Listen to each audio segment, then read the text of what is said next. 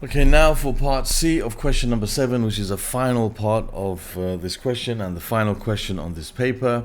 We have to find the exact area of the shaded region of this curve. Now we're given here the equation of the curve, and we also had to find in part A the coordinates of the point A, which is 7 pi over 6, which will help us now to find the required answer. We want to find the area of the shaded region.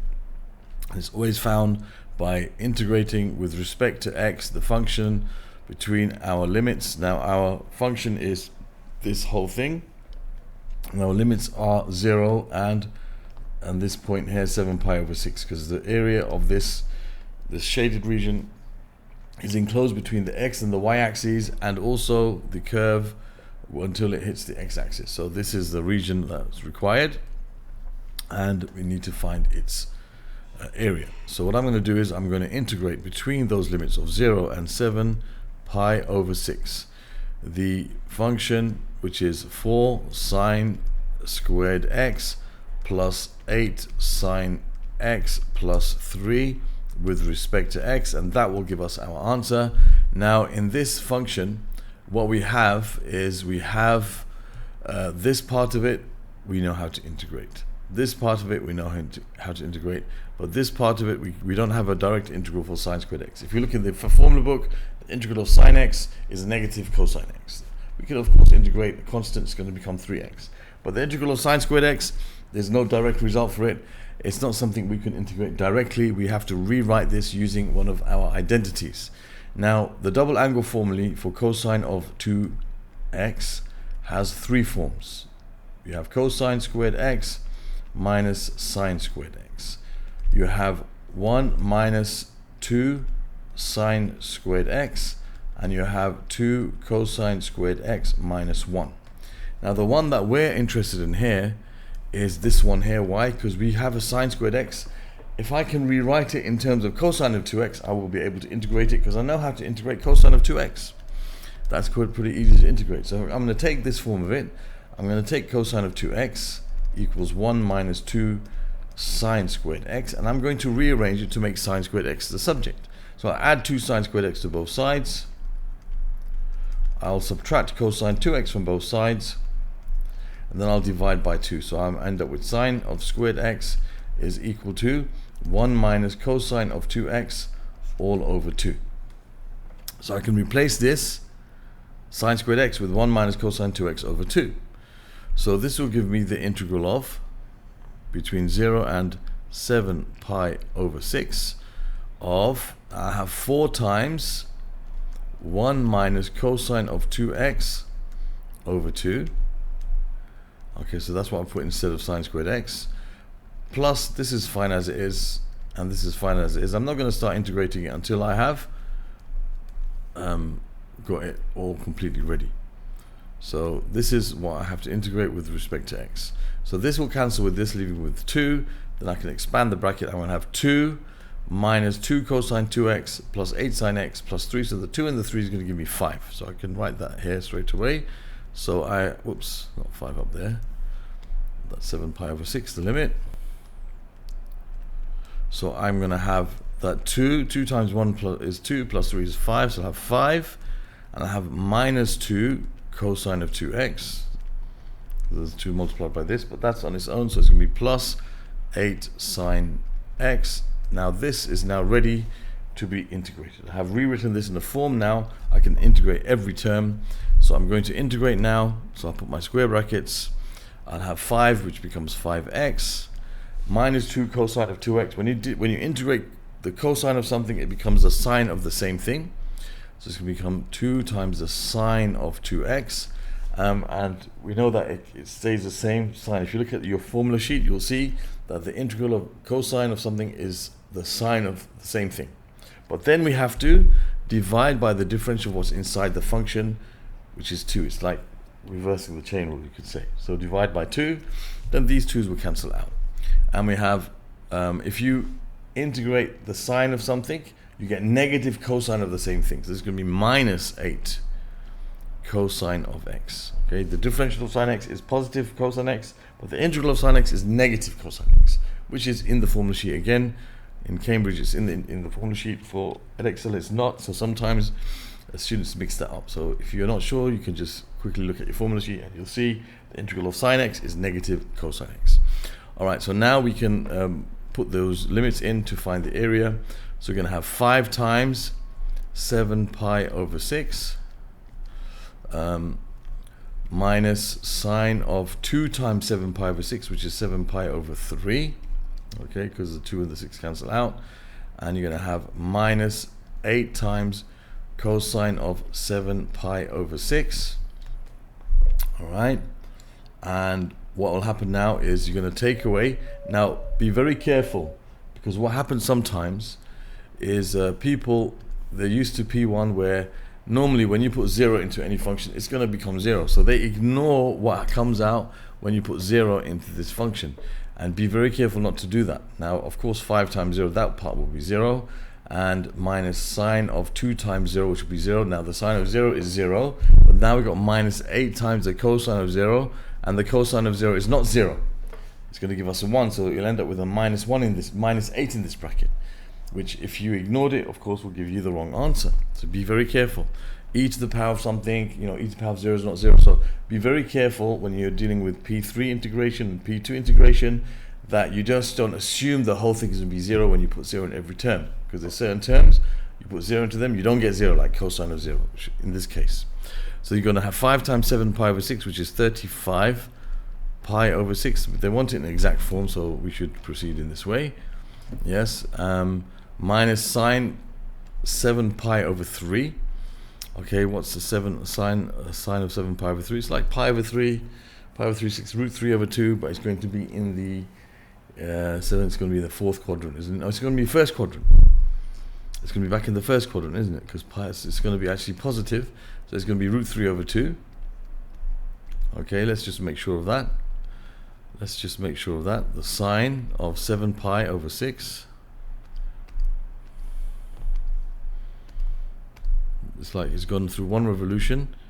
No, 7 pi over 6, 7 pi over 3, sorry. It's gone through a whole revolution.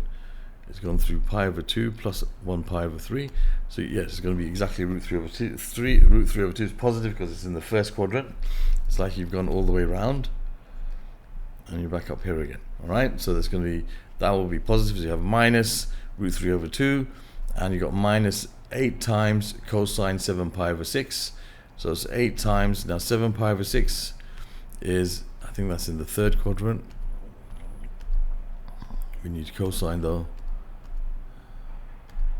So put cosine of 7 pi over 6, that's going to be negative root 3 over 2. So negative 8 times negative is going to be plus. Yeah, so you're going to have minus 8 times minus root 3 over 2. And here you're going to have minus, now this will be 0, 0, and this is going to be cosine of 0 is 1. So you're going to have minus 8. Okay, because cosine of 0 is 1, that's going to be minus 8. So minus 8. Okay, so now we can see what this is going to give us. You have 35 pi over 6. You're going to have this cancelling with this, giving you 4. It's going to be positive. So you have minus root 3 over 2 plus 4 root 3 over 2, which is going to give me 3 root 3 over 2 plus 3 root 3. Hold on. That's not right, is it? That's minus root 3 over 2 plus 4 root 3. Okay, so that's going to give me, okay, so that's going to give me here, let me just write this out properly. So you have 35 pi over 6, and I'm going to have plus 8, and here I'm going to have, that's going to be minus root 3 over 2 plus 4 root 3 over 4 root 3. Okay, that's going to be like 8 root 3 over 2. Okay, let me write it like that. I could have just put my calculator, but that's 8 root 3 over 2. That's the same as 4 root 3, and that's going to give you 8 root 3 over 2 minus root 3 over 2, which is 7 root 3 over 2. So our final answer is 35 pi over 6 plus 8 plus 7 root 3 over 2. And there's the answer in exact form. Okay, at this stage I could have just put everything in my calculator. Okay, and that might have been a bit more sensible to do. I just showed all my steps here, but we can just, at this stage, there's no problem if you put this in your calculator. So you have 5 times 7 pi over 6.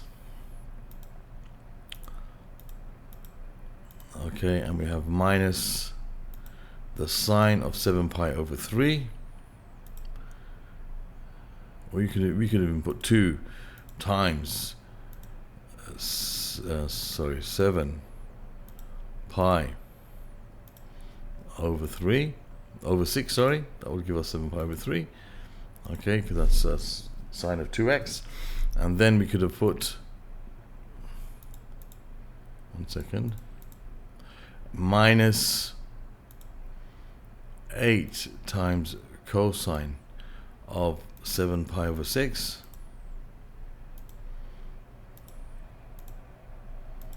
Okay, close the bracket, and then minus, and we can put in brackets, or we should realize these two become 0, and we can put 8 cosine of 0. Okay, and it actually it's a minus in front of it. It's going to be minus 8 cosine of 0. Okay, close that bracket, press close the other bracket, and press equals, and now it doesn't give us an exact value. Okay, so we can't actually do it this way. We have to carry on in this form, because this doesn't give us an exact value, you see. So we need to do what I did before, but what we can use this to do is we can check our answer to see if it matches this. If our answer matches this, and we put everything right in when we did this calculation, then we know that we're on the correct. Okay, so what I'm going to do is I'm going to let's see, copy this, and I'll paste it. All right, so I'm going to paste this here, and then I'm going to see if we get the same answer. This is the way you can check your answer. So I'm going to put this down in my calculator as it is here. So I'm going to put 35 pi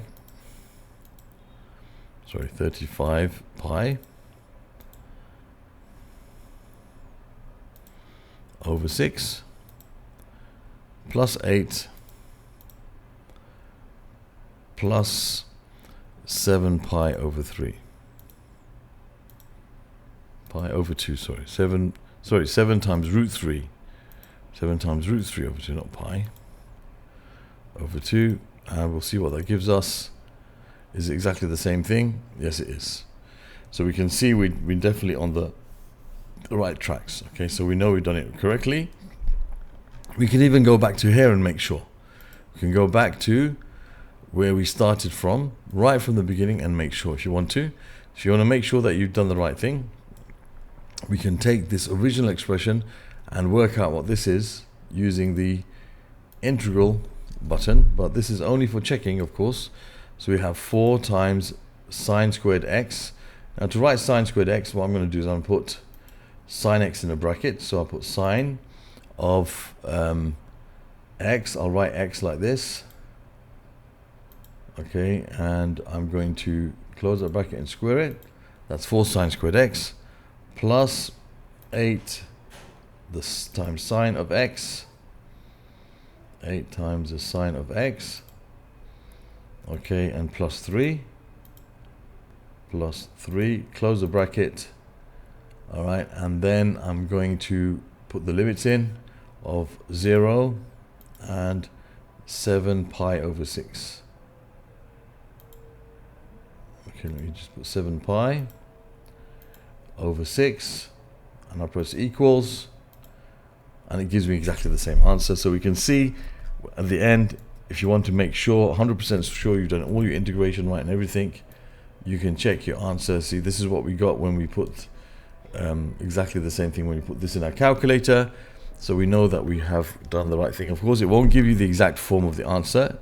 Okay, it'll give you the decimal form. That's not good enough for you if you write the answer down. You have to show that you have integrated all the steps must be shown.